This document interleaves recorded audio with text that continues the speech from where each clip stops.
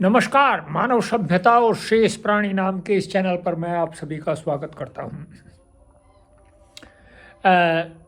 जैसा कि आपको मैंने कल बताया था कुछ योग के विषय में, जिसमें जो मनुष्य का आवरण है, जो मनुष्य की बुद्धि के सामने एक आवरण रूपी जो है, ये कह सकते हैं, उसको पर्दा भी बोलते हैं, या आवरण रूपी जो चादर है वो आ जाती है, तो उसको जो वस्तुओं का स्वरूप है वो यथार्थ की अपेक्षा भिन्न दिखाई देता है, अर्थात वह अविद्या की ओर बढ़ता है।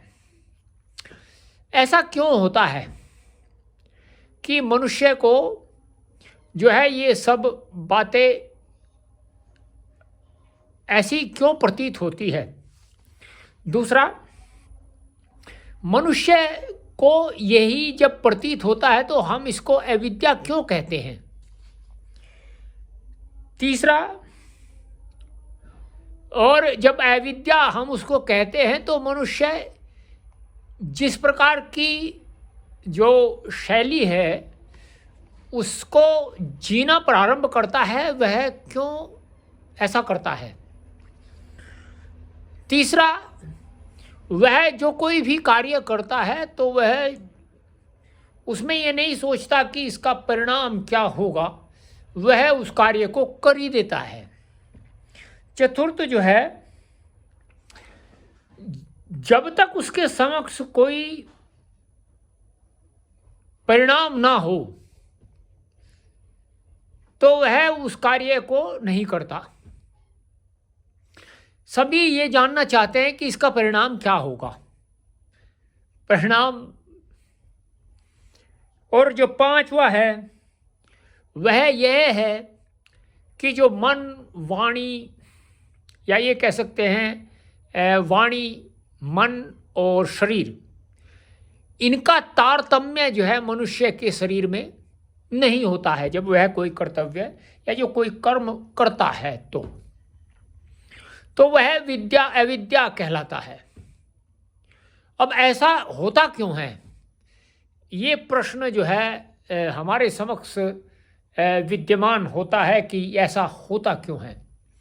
और ये जो होता है ये मनुष्य को कितना पददलित कर देता है। पददलित का अभिप्राय यह है, जिस मार्ग पर उसके पैर चलने चाहिए थे वह उस मार्ग पर ना चल करके दूसरे मार्ग की ओर चला जाता है। अब जो है सबसे पहला जो कारण उसमें है, मनुष्य का ईश्वर के स्वरूप को न जानना। सबसे पहला कारण यह है कि मनुष्य ईश्वर के स्वरूप को नहीं जानता। जैसे कोई व्यक्ति है, मैं एक बार, बहुत पहले की बात है, तो एक स्थान पर एक महाराज से मिला, तो वो महाराज जो है ये सब नहीं जानते थे।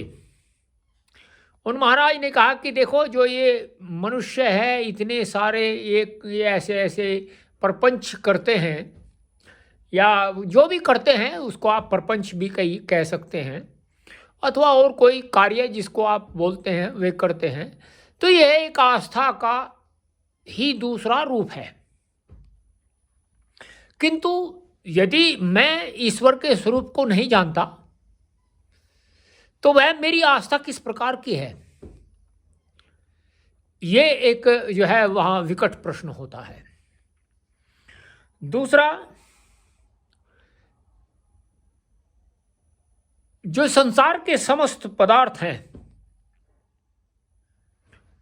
उसमें हम अपने आप को घुसा लेते हैं, उसमें अपने आप को घुसा लेते हैं, या अपने आप को इस प्रकार से जोड़ लेते हैं कि फिर हमें जो है उनमें राग उत्पन्न हो जाता है। ये दूसरा कारण है। तीसरा कारण है, जब हम किसी वस्तु को प्राप्त करना चाहते हैं तो जैसे तैसे करके, जैसे तैसे का अभिप्राय यह है कि यथार्थ रूप से प्राप्त न करके उसको, अगर वो अयथार्थ कार्य से या ऐसे जो जो कृत्य जो है कर्म की श्रेणी में ना आता हो, जो कर्म की श्रेणी में ना आता हो, और अगर आता है तो वह इस प्रकार का कर्म है जो कि मनुष्य को पथभ्रष्ट कर देता है, हम उसको भी कर डालते हैं। तीसरा ये है कि जब हमें कोई वस्तु प्राप्त करनी होती है तो हम येन केन प्रकारेण का अभिप्राय होता है जिस किसी भी प्रकार से। वो प्रकार जो है, अगर हम ये सोचें कि हमने दूसरे व्यक्ति को से हमें जो है का उपयोग करके हमें उस वस्तु को प्राप्त करना है, तो हम वह उपयोग भी कर डालते हैं, चाहे उसका परिणाम हमारे विपरीत ही क्यों न हो। तो ये जो है मनुष्य का तीसरा जो है कार्य होता है जो कि उसको अविद्या के मार्ग पर ले चलता है। चतुर्थ कार्य है, कोई भी व्यक्ति संसार में जब तक कोई कामना नहीं रखता, सबसे पहले वह कामना को जन्म देता है और वह जन्म दे करके उस कार्य को तब प्रारंभ करता है।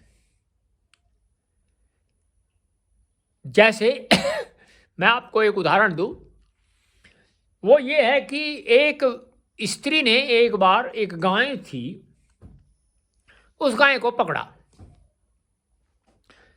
तो उस गाय को पकड़ा, जब वो गाय घूमती रहती थी तो मैं उस गाय को क्या है उसके ऊपर कपड़ा डालना, ये सब आदि करता था। प्रतिदिन का ये कार्य था।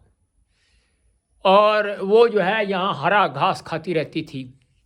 रात्रि में जो है वो इधर उधर नहीं जाती थी, या कोई ले जाने का प्रयास करे वो तब भी नहीं जाती थी। तो मैं क्या करता था, अपने यहाँ से कुछ ऐसे कपड़े ले जाता था जिसमें रात्रि में उसको जो शीत है या सर्दी है उसका अनुभव न हो और वह उनसे बच सके, तो मैं उसके ऊपर वो बांध देता था। मेरा ये कार्य प्रतिदिन था कि उसको मैं देखता था जा करके।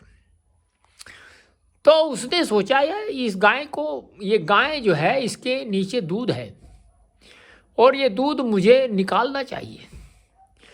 तो वो उस गाय को ले करके गई। तो वो जो गाय थी उसके नीचे भी दूध नहीं था, जितना था वो सब इधर उधर लोगों ने निकाल लिया। तो वो स्त्री जो है जब उसको लगा रहे दूध तो इसके है ही नहीं, वो अगले दिन उसको छोड़ गई, जहाँ से लेकर के गई थी वहीं छोड़ गई। तो ये कामना है। इस प्रकार से ये हमें जो है एक प्रकार से पथभ्रष्ट कर देती है। चतुर्थ ये है, हम सदैव जो कार्य है उसको धर्म के विरुद्ध करते हैं और उसमें जो है इस प्रकार का लक्ष्य रखते हैं जो हमें अधर्म के मार्ग पर ले जाता है। और पांचवा ये है कि हम जो भी करते हैं वह आत्मा के अनुकूल नहीं होता, वह आत्मा के प्रतिकूल ही होता है। तो ये 5 कर्तव्य हैं जो मनुष्य, जिसके कारण वह अविद्या के मार्ग की ओर चल पड़ता है। और जब वो अविद्या के मार्ग की ओर चल पड़ता है तो उसके लिए सुख का जो द्वार है वह सदा सदा के लिए बंद हो जाता है। एक इस प्रकार के ढक्कन के द्वारा वो बंद हो जाता है जिसको वह खोलना चाहता है किंतु खुलता नहीं है। और लोग उसको खोलने के लिए बहुत बड़ी बड़ी बड़ी अट्टालिकाएं बना लेते हैं। उसको खोलने के लिए लोग बड़े बड़े जो है बड़े बड़े ऐसे कार्य करते हैं, और लेकिन वो बाद में जो है उससे बड़े दुखित हो जाते हैं।